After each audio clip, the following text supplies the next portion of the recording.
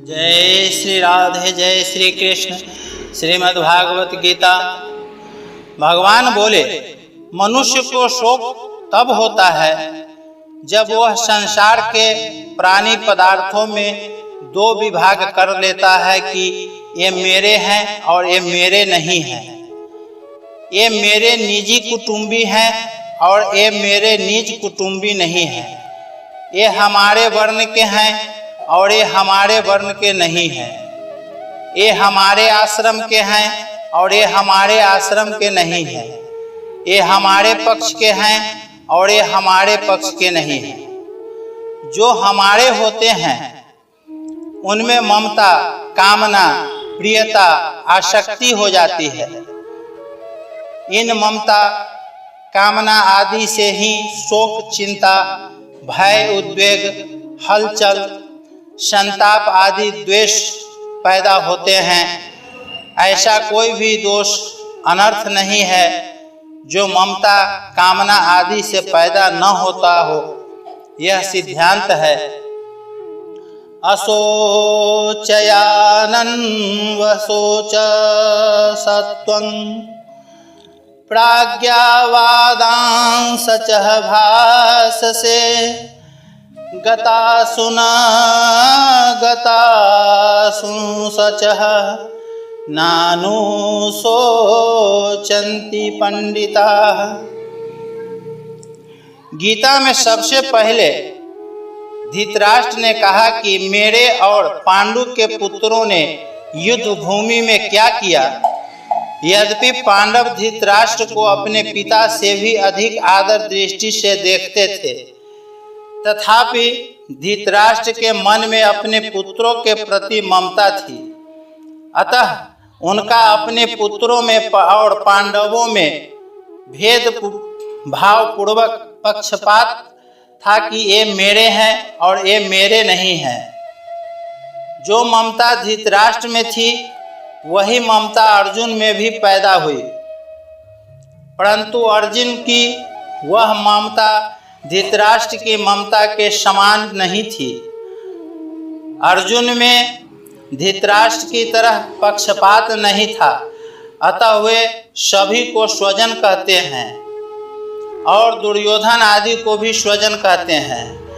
तात्पर्य है कि अर्जुन की संपूर्ण कुरुवंशियों में ममता थी और उस ममता के कारण ही उसने मरने की आशंका से अर्जुन को शोक हो रहा था। इस शोक को मिटाने के लिए भगवान ने अर्जुन को गीता का उपदेश दिया है, जो यह 11वें श्लोक से आरंभ होता है। इसके अंत में भगवान इसी शोक को अनुचित बताते हुए कहेंगे कि तू केवल मेरा ही आश्रय ले और शोक मत कर, कारण कि संसार का आश्रय लेने से ही शोक होता है और अनन्य भाव से मेरा आश्रय लेने से तेरे शोक, चिंता आदि सब मिट जाएंगे। संसार मात्र में दो चीज हैं, सत और असत, शरीरी और शरीर। इन दोनों में शरीरी तो अविनाशी है और शरीर विनाशी है। ये दोनों ही अशोच्य हैं। अविनाशी का कभी विनाश नहीं होता, इसलिए उसके लिए शोक करना बनता ही नहीं, और विनाशी का विनाश होता ही है। वह एक क्षण भी अस्थायी रूप से नहीं रहता, इसलिए उसके लिए भी शोक करना नहीं बनता। तात्पर्य हुआ कि शोक करना न तो शरीरी के लेकर बन सकता है और न शरीरों को लेकर ही बन सकता है। शोक के होने में तो केवल अविवेक, मूर्खता ही कारण है। मनुष्य के सामने जन्मना, मरना, लाभ हानि आदि के रूप में जो कुछ परिस्थिति आती है वह प्रारब्ध का अर्थात अपने किए हुए कर्मों का फल ही है। उन अनुकूल प्रतिकूल परिस्थिति को लेकर शोक करना, सुखी दुखी होना मूर्खता ही है, कारण कि परिस्थिति चाहे अनुकूल आए चाहे प्रतिकूल आए, उसका आरंभ और अंत होता है, अर्थात वह परिस्थिति पहले भी नहीं थी और अंत में भी नहीं रहेगी। जो परिस्थिति आदि में और अंत में नहीं होती, वह बीच में एक क्षण भी अस्थायी नहीं होती। अगर अस्थायी होती तो मिटती कैसे, और मिटती है तो अस्थायी कैसे? ऐसी प्रति क्षण मिटने वाली अनुकूल प्रतिकूल परिस्थिति को लेकर हर्ष शोक करना, सुखी दुखी होना केवल मूर्खता है। एक तरफ तो तू पंडिताई की बातें बधार रहा है और दूसरी तरफ शोक भी कर रहा है। अतः तू केवल बातें ही बनाता है, वास्तव में तू पंडित नहीं है। क्योंकि जो पंडित होते हैं वे किसी के लिए भी शोक नहीं करते। कुल का नाश होने से कुल धर्म नष्ट नहीं हो जाएगा। धर्म के नष्ट होने से स्त्रियां दूषित हो जाएगी, जिससे वर्ण संकर पैदा होगा। वह वर्ण संकर कुल घातियों को और उनके कुल को नरकों में ले जाने वाला होगा। पिंड और पानी न मिलने से उनके पितरों का भी पतन हो जाएगा। ऐसी तेरी पंडिताई बातों से भी यह सिद्ध होता है कि शरीर नाशवान है और शरीरी अविनाशी है। अगर शरीरी स्वयं अविनाशी न होता तो कुल घाती और कुल के नरकों में जाने का भय नहीं होता, पितरों का पतन होने की चिंता नहीं होती। अगर तुझे कुल की और पितरों की चिंता होती है, उनका पतन होने का भय होता है, तो इससे सिद्ध होता है कि शरीर नाशवान है और उसमें रहने वाला शरीरी नित्य है। अतः शरीर के नाश को लेकर तेरा शोक करना अनुचित है। सबके पिंड प्राण का वियोग अवश्यम भावी है। उसमें से किसी के पिंड प्राण का वियोग हो गया है और किसी का होने वाला है, अतः उसके लिए शोक नहीं करना चाहिए। तुमने जो शोक किया है यह तुम्हारी गलती है। जो मर गए हैं उसके लिए शोक करना तो महान गलती है, कारण कि मरे हुए प्राणियों के लिए शोक करने से उन प्राणियों को दुख भोगना पड़ता है। जैसे मृतात्मा के लिए जो पिंड और जल दिया जाता है वह उसको परलोक में मिल जाता है, ऐसे ही मृतात्मा के लिए जो कफ और आंसू बहाते हैं वे मृतात्मा को परवश होकर खाने पीने पड़ते हैं। इसीलिए किसी के मरने पर आंसू नहीं बहाना चाहिए। आंसू बहाने पर जो है मृतात्मा को परवश होकर उसके आंसू कफ सब खाने पड़ते हैं। जो अभी जी रहे हैं उनके लिए भी शोक नहीं करना चाहिए। उनका तो पालन पोषण करना चाहिए, प्रबंध करना चाहिए। उनकी क्या दशा होगी, उनका भरण पोषण कैसे होगा, उनकी सहायता कौन करेगा आदि चिंता शोक कभी नहीं करने चाहिए, क्योंकि चिंता शोक करने से कोई लाभ नहीं है। मेरे शरीर के अंग शिथिल हो रहे हैं, मुख सूख रहा है आदि विकारों के पैदा होने में मूल कारण है। शरीर के साथ एकता मानना, कारण कि शरीर के साथ एकता मानने से ही शरीर का पालन पोषण करने वालों के साथ अपमान हो जाता है।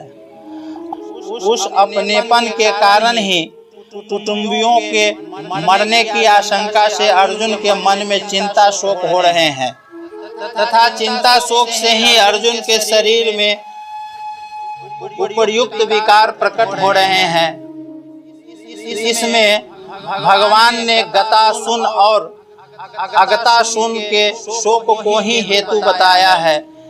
जिनके प्राण चले गए हैं वे गतासुन है, और जिनके प्राण नहीं चले गए हैं वे अगतासुन हैं। पिंड और जल न मिलने से पितरों का पतन हो जाता है। पहले अध्याय का 42वां श्लोक।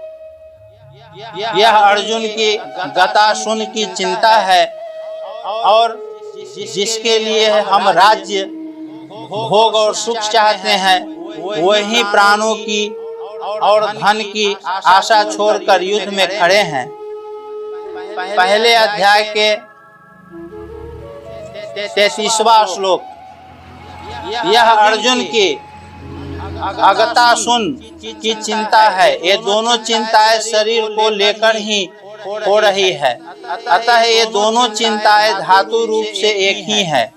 कारण कि गतासुन और अगतासुन दोनों ही नाशवान है। इन दोनों के लिए कर्तव्य कर्म करना चिंता की बात नहीं है। गतासुन के लिए पिंड पानी देना, तर्पण करना यह कर्तव्य है, और अगतासुन के लिए व्यवस्था कर देना, निर्वाह का प्रबंध कर देना यह कर्तव्य है। कर्तव्य चिंता का विषय नहीं होता, प्रत्युत विचार का विषय होता है। विचार से कर्तव्य का बोध होता है, और चिंता से विचार नष्ट हो जाता है। असत विवेकता बाती बुद्धि का नाम पंडा है। वह पंडा जिनकी विकसित हो गई है, अर्थात जिनको सत असत का स्पष्टतया विवेक हो गया है, वे पंडित हैं। ऐसे पंडितों में सत असत को लेकर शोक नहीं होता, क्योंकि सत को सत मानने से भी शोक नहीं होता, और असत को असत मानने से भी शोक नहीं होता। स्वयं सत्य स्वरूप है, और बदलने वाला शरीर असत स्वरूप है। असत को सत मान लेने से ही शोक होता है, अर्थात ये शरीर आदि ऐसे ही बने रहे, मेरे नहीं, इस बात को लेकर ही शोक होता है। सत्य को लेकर कभी चिंता शोक होते ही नहीं। एक विभाग शरीर का है, और एक विभाग शरीर वाले का है। दोनों एक दूसरे से सर्वथा संबंध रहित हैं। दोनों का स्वभाव ही अलग अलग है। एक जड़ है तो एक चेतन है, एक नाशवान है तो एक अविनाशी, एक विकारी है तो एक निर्विकार। एक में प्रति क्षण परिवर्तन होता है, और एक अनंत काल तक ज्यों का त्यों ही रहता है। शरीर और शरीरी दोनों ही अशोच्य है। शरीर का निरंतर विनाश होता है, अतः उसके लिए शोक करना नहीं बनता, और शरीरी का विनाश कभी नहीं होता, अतः उसके लिए भी शोक करना नहीं बनता। शोक केवल मूर्खता से होता है। शरीर की निरंतर सहज निर्वृत्ति है, और शरीर निरंतर सबको प्राप्त है। शरीर और शरीर के इस विभाग को जानने वाले विवेकी मनुष्य मृत अवस्था जीवित किसी भी प्राणी के लिए कभी शोक नहीं करते। उनकी दृष्टि में बदलने वाले शरीर का विभाग ही अलग है, और न बदलने वाले शरीर अर्थात स्वरूप की सत्ता का विभाग ही अलग है। गीता का उपदेश शरीर और शरीर के भेद से आरंभ होता है। दूसरे दार्शनिक ग्रंथ तो आत्मा और अनात्मा का इदंता से वर्णन करते हैं, पर गीता ईदंता से आत्मा का वर्णन न करके सबके अनुभव के अनुसार देह देही शरीर का वर्णन करती है। यह गीता की विलक्षणता है। अपना कल्याण चाहता है तो इस सबसे पहले यह जानना आवश्यक है कि मैं कौन हूँ। अर्जुन ने भी अपने कल्याण का उपाय पूछा है। देह और देह का भेद स्वीकार करने से ही कल्याण हो सकता है। जब तक मनुष्य समझेगा मैं देह हूँ, यह मेरा भाव रहेगा, तब तक कितना भी उपदेश सुनाते रहे और साधन भी करते रहे, कल्याण नहीं होगा। जो वस्तु अपनी न हो उसको अपना मान लेना, तो और जो वस्तु वास्तव में अपनी हो उसको अपना न मानना बहुत बड़ी भूल है। अपनी वस्तु वही हो सकती है जो सदा हमारे साथ रहे और हम सदा उसके साथ रहें। शरीर एक क्षण भी हमारे साथ नहीं रहता और परमात्मा निरंतर हमारे साथ रहते हैं। कारण कि शरीर की सजातीयता संसार के साथ है और हमारी अर्थात शरीरी की सजातीयता परमात्मा के साथ है। इसलिए शरीर को अपना मानना और परमात्मा को अपना न मानना सबसे बड़ी भूल है। इस भूल को मिटाने के लिए भगवान गीता में सबसे पहले शरीर के देह का वर्णन करते हैं और साधक को अदबोधन करते हैं कि जिसकी मृत्यु होती है वह तुम नहीं हो, अर्थात तुम शरीर नहीं हो, तुम ज्ञाता जानने वाले हो। शरीर ज्ञ जानने वाले आने वाला है। गीता के 13वें अध्याय का पहला श्लोक, शरीर एक देशीय है, तुम चिन्मय लोक के निवासी हो। शरीर जड़ संसार का निवासी है। तुम मुझ परमात्मा के अंश हो। तुम निरंतर अमरता में रहते हो। शरीर निरंतर मृत्यु में रहता है। शरीर की क्षति से तुम्हारी किंचित मात्र भी क्षति नहीं होती। अतः शरीर को लेकर तुम्हें शोक, चिंता, भय आदि नहीं होनी चाहिए। शरीर किसी शरीर से लिप्त नहीं है, इसलिए उसको सर्वव्यापी कहा गया है। सर्वगतः शरीर वाला नहीं है, प्रत्युत अशरीरी है, इसलिए भगवान ने उसको अव्यक्त भी कहा है। अव्यक्तः अव्यक्तादीनि भूतानि। शरीर प्रति क्षण नष्ट होने वाला और असत है। असत की सत्ता विद्यमान नहीं है। नास तो विद्यते भाव, जिसकी सत्ता विद्यमान नहीं है। ऐसे असत शरीर को लेकर साधक शरीर वाला कैसे हो सकता है। इसलिए साधक शरीर भी नहीं है और शरीर भी नहीं है। इसलिए साधक शरीर भी नहीं है और शरीरी भी नहीं है। परंतु इस प्रकरण में भगवान ने साधकों को समझाने की दृष्टि से उस सत्ता मात्र स्वरूप को शरीरी देही नाम से कहा है। शरीरी कहने का तात्पर्य यही बताना है कि तुम शरीर नहीं हो। जिस समय हम शरीर और शरीरी का विचार करते हैं, उस समय भी शरीर और शरीरी वैसे ही है और जिस साधकता का मोह मिट जाता है,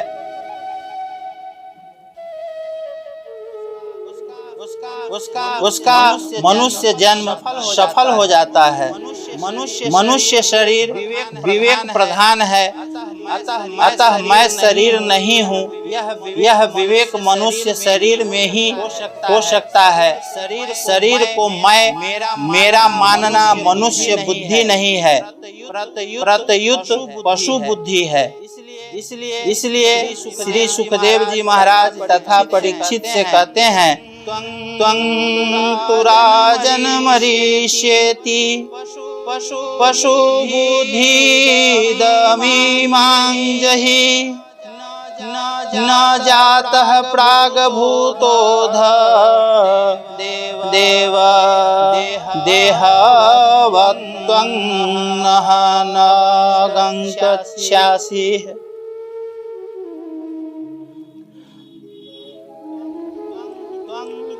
त्वं तु राजन् मरीष्येति पशु बुद्धि दहमिमां जहि न जातः प्रागभूतो अध देवः वक्त्वं न गच्छासि।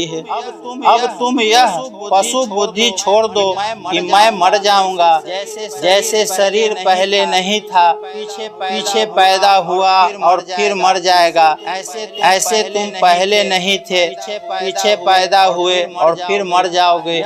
यह बात नहीं है। अब आगे की कथा मैं आपको कल की कथा में सुनाऊंगा।